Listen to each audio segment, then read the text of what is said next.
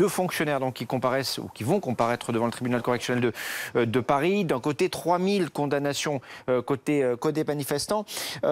Pour vous, Sophie Mazas, il y a un 2 poids 2 mesures en la matière? Alors oui, c'est un 2 poids 2 mesures, mais surtout la contrainte et la violence, elles viennent de ce gouvernement. Ce gouvernement, en fait, qui à partir de décembre a donné l'ordre, en fait, aux forces de police de faire une répression féroce sur les manifestants, où Mediapart le révèle, on dit qu'on est en état de guerre. Ce gouvernement qui a laissé ses fonctionnaires agir en dehors des cadres réglementaires. Nous avons établi devant le Conseil d'État qui a jugé que nombre de tirs LBD 40 qui ont blessé au visage, des Montpelliérains notamment, étaient hors règlement. Malgré ce, il n'y a pas eu de circulaire ou de mesures en interne pour que la police respecte la loi. Et ce qu'on a vu derrière, c'est un déchaînement de violence de la police qui est poussée à bout par des conditions de travail qui sont déplorables et qui dépassent en fait aussi le cadre réglementaire. Et la conséquence, lorsqu'on dit à un policier qu'il n'est plus tenu par les règlements, c'est que la force n'est plus légitime, elle est illégitime et ça fait de nombreux blessés. Et là où c'est particulièrement grave, c'est que derrière, au niveau de la Ligue des droits de l'homme, nous avons établi par exemple qu'Axel, qui a été blessé au visage fin janvier, nous avons établi qui a fait le tir. Malgré ce, à ce jour, aucune plainte, aucune poursuite au niveau de l'IGPN, aucune poursuite judiciaire.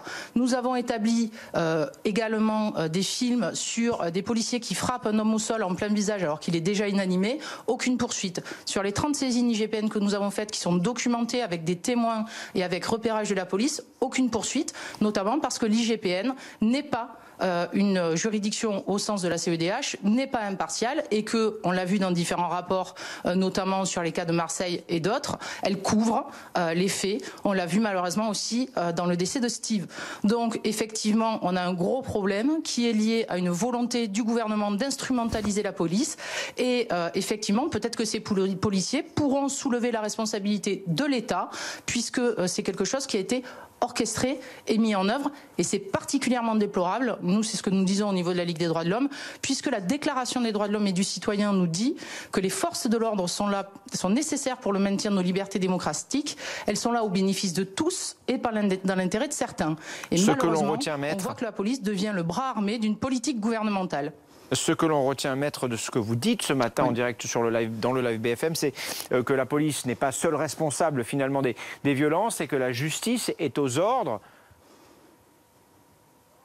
Non, je n'ai pas dit que la justice était aux ordres, car la justice est indépendante et nous voyons des magistrats qui appliquent le droit en toute indépendance. Voilà, mais le parquet n'est pas indépendant. Le parquet fait des poursuites aussi qui sont liées à des politiques gouvernementales et l'IGPN n'est pas la magistrature, l'IGPN n'est pas indépendant. Et donc les enquêtes qui permettent d'accéder derrière au mode de preuve devant les juridictions ne sont pas menées de manière indépendante et contradictoire. Donc effectivement, ça pose un gros problème d'accès au droit, un problème de liberté fondamentale, un problème de ce que la police n'est plus encadrée et tenue par les règlements selon en tout cas les instructions du gouvernement, du ministre de l'Intérieur, qui sont pleinement responsables. La difficulté, on va dire, juridictionnelle, juridique, c'est que la responsabilité de l'État se fait devant les juridictions administratives et qu'au niveau pénal, la chaîne de la preuve est très difficile, puisque, ne respectant pas les règlements, nous n'avons pas les numéros de Rio des policiers qui œuvrent. On a des milices, c'est-à-dire des policiers qui sont cagoulés, non numérotés et qui se baladent dans les villes.